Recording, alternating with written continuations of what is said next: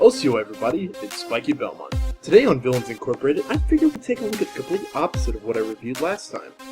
Let us take a look at the technological aspect of villainy, synthetic evil, if you will. Today, we will be studying the mechanical megalomaniac known as Clockwerk. So picture this, you're like 7 years old, chilling out, maxing, relaxing, all cool, when all of a sudden the door breaks down and you're forced into the closet by your father as he's beaten to death. A few days later, hey, welcome to this orphanage, you stupid loser. Here, hang out with the fat kid and the nerd. You're pretty pissed, right? Well, this is the story of Sly Cooper and his journey to avenge his father. Who killed the supposed master thief? A giant homicidal owl. No joke. This big-ass, beastly bird squeezed to the front door of the master thief's house and killed him. It makes absolutely no sense! You know he had helpers, right? Oh, hello, voice actor and fellow Mega Bridger, Beast Player 189. What brings you here? I heard you say Beast, and Sly Cooper's my second favorite video game series of all time. Thought I'd help the guy who hasn't even played Sly 2, my favorite one!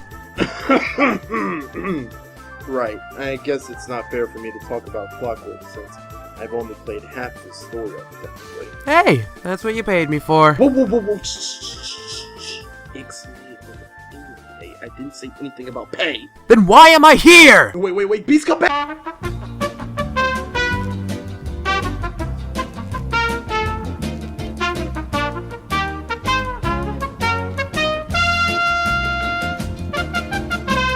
Okay, so you know you're doing this for the enrichment of the evil community, right? I'm usually a hero, dude. Oh god Okay, so we got that sorted out, right? I like brew hedgehogs. Shit. Well, while you recover from that concussion, I'll work on explaining my half of the story. Whee! In Sly 1, Clockwerk was, as I said, responsible for killing Sly's father, but we really don't know who did it. Like Beast said, he was a part of the criminal organization known as the Fiendish Five. Can I have an ice pack? No, heroes don't get ice packs here! Okay, whatever, you dick. What was that? Nothing! That's what I thought. As I was saying, the Fiendish Five consisted of Raleigh, Mugshot, Ms. Ruby, Panda King, and of course, Clockwerk himself. Raleigh was a spoiled boy who decided to join a life on the Seven Seas as a pirate with his base located in the Welsh Triangle, the Bermuda Triangle of the Sly Cooper world, and is a master mechanist. Mugshots was a small runt neighborhood weakling who got picked on until he became the giant bruiser inspired by the gangster movies he indulged in, and eventually took over the town known as Mesa City, making him the brawn of the group. Ms. Ruby is the mystical voodoo priestess who, as a little girl, was ostracized by others because of her magical powers. The sadness grew into anger and drove her to a life of crime in her adult years. She's also a hermit in her home of the Haitian jungle. Wait. So everything else is not really specific region-wise, but this one's actually in Haiti? What's the point of doing that if you're just going to turn around and say something's in Haiti? It's like saying, hey, you want some Pepsi? And then you turn around later and say, hey, give me some Mountain Dew. It's ridiculous.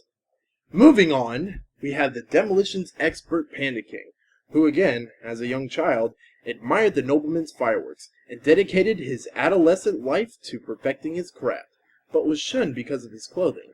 He then exacted his revenge by decimating his hometown, the Kunlun Mountains, and the nobles that judged him. Finally, we have the mastermind Clockwerk. At the time of his battle in the chapter Cold Heart of Hate, we hardly know anything about him, other than the fact that he was somehow alive in all of Sly's ancestors' photographs. In fact, we don't have any files on him, and we're Villains Incorporated!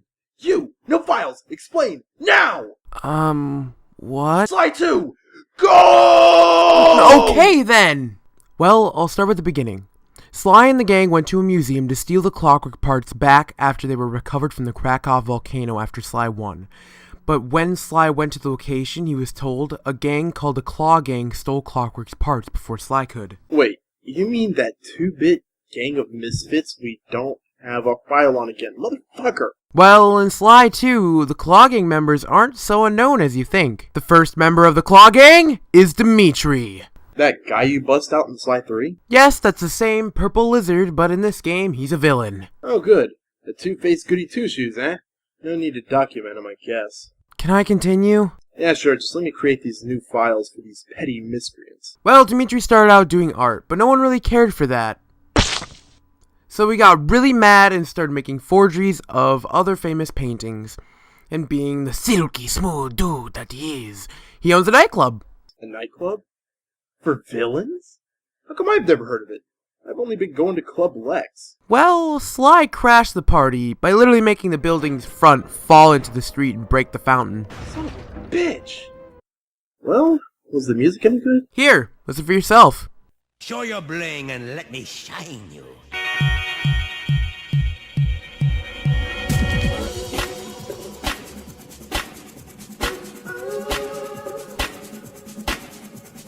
Smooth. Look, see the money. You'll like. So, I take it you like it? Does a doomsday machine require several stupidly rare components? Yes? Just continue while I change my pants. Okay, boss, whatever you say. Dmitri was a Claw Gang member that had the Clockwerk tail feathers that he used to print money so he could be rich. But Mr. Belmont, how do tail feathers print money?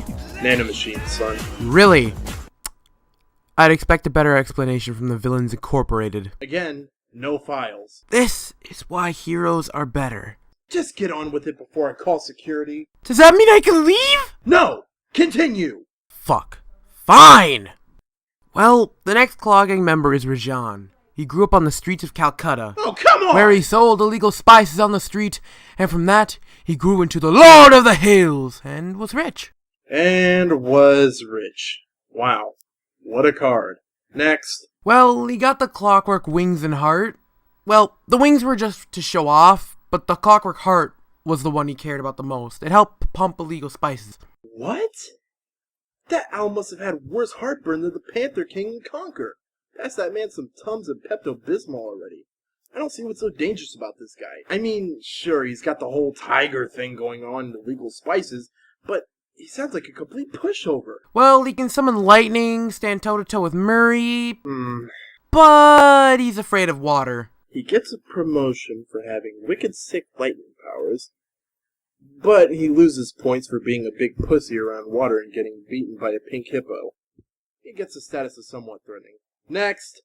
But Murray's awesome. I said next! Okay. Holy Arcus, you're pushy. Well, the next is the Contessa. I hate this character, honestly. She takes Sly and Murray away from you, forcing you to be Bentley, which personally is my least favorite of the trio. And she subjects Sly and Murray to spices to make them easier to mind control, to get secrets out of them. Bentley has to free his friends from prison. Did I mention Sly was put in this thing called the Hole, where he was starved to make him lose his sanity?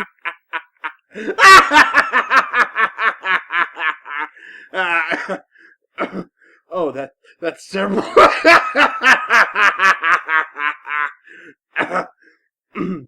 Please, continue.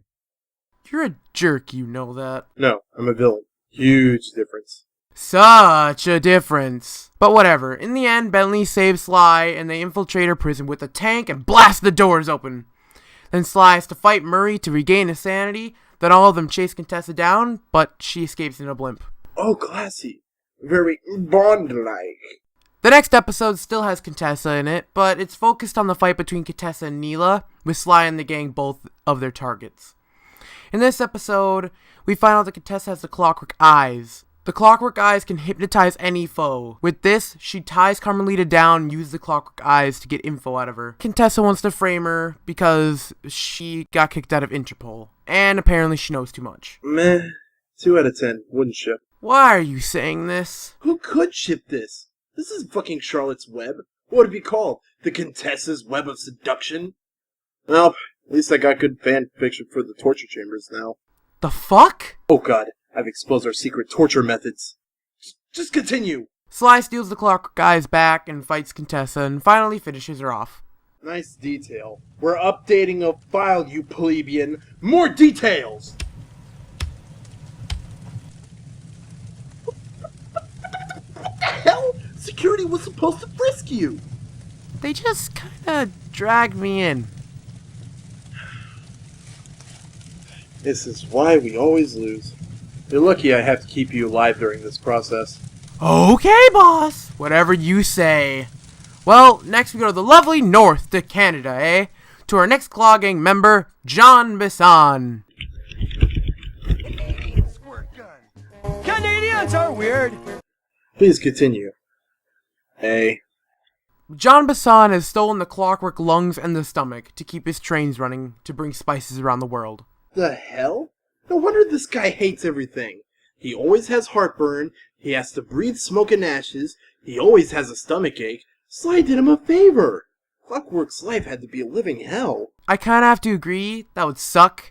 Think about how much you would be coughing up soot and ashes. Ugh, talk about having an iron lung. And stomach. And the next episode. Why is it we have more than one villain per story?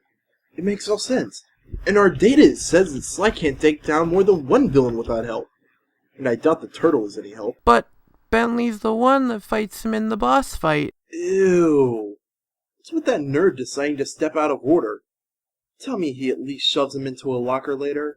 Nope! Bentley burns, crushes, and cuts John Bisson up. Screw it. I'll shove him in a locker later. But Bentley's awesome. Wow, let me guess. Sly's awesome too? No. Sly's epic. Ugh, so predictable. This is why heroes' family members are so easy to kidnap. And you're also easy to defeat. In this episode, we find out John Bisson has another Clockwerk part. He has the Clockwerk talons as well. Used to cut down trees like cutting through butter with a hot knife. But it wasn't easy. They had to play the lumberjack games to get them. How many parts does this guy need? And why the fuck are we using them for household appliances? That's like me murdering you in cold blood and saying, oh look, some ribs. I might as well turn him into a freaking blender! Well then, the next and final guy on our list is Arpeggio. He's a genius bird who never really grew up, which meant he couldn't fly. And everyone made fun of him, so he spent his life learning ways on how to fly. And his idea was taking all the parts from Claw Gang and becoming Clockwerk himself. And he wanted to use the spices from Jean to mind control the people of Paris with Contessa's light hypnotizing technology by using the northern lights that John Bisson got for Arpeggio. What a twist! Then Neela. Neela... Yeah, you know, the purple tiger thing that's been helping us throughout the game. Wait, had a whip, right? Yep, that's the one. The Belmont clan lives even in the Cooper universe. Wait, what Belmont? You mean Castlevania? Yeah, the whip, the robe, that Menace those deliciously Clockwerk beautiful parts on. Australian... I don't want the likes of the Claw Gang putting them to use. Her accent. Well, as a villain, you would have a thing for her, because in the end, she becomes Clocklaw! Sly and Carmelita team up to take her down and destroy the hate ship, holding Clockwerk's immortality. But in the end, Bentley loses his ability to walk because he got crushed by Clocklaw's beak. And Sly turns himself in to make sure Murray and Bentley are safe.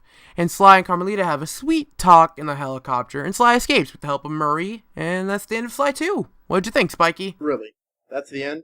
Just dead. Nothing more out of Clockwerk. So, he's died twice, and the only thing he's managed to do was kill a raccoon's father, steal a book, be used as a bunch of appliances, and then get controlled by a Belmont. That's it? That's the end of his story? No grand finale? No boom? Well, he was in Sly 4 as an Easter egg. Wait, but he's dead. He's not in the past! Whoa, so you mean we get to see organic Clockwerk? No, he's still mechanical. Why? Makes no sense! He's in most stages as a robot. Even with the cave Cooper? Yeah, he was there, look. What? But that was the first Cooper. How can you hate a guy you just met? Maybe Bob smelled so bad he hated him? Once upon a time, there was a stinky raccoon. He was so stinky everyone hated him. The end. Hey guys, if you enjoyed this, feel free to subscribe. And I would just like to say thank you to our super special guest, Beast Player 189, for helping me with the Sly 1 and 2 footage and facts. Now then, is there anything you'd like to say? I had fun making the video with you, Spikey. I liked looking deep into the history. Nice. Now get back to yourself. What? No! I'm not a slave! You know, you're absolutely right. You're a prisoner. Security! No! Join us next time on Villains Incorporated. Donut Dog Hoy. See you next time.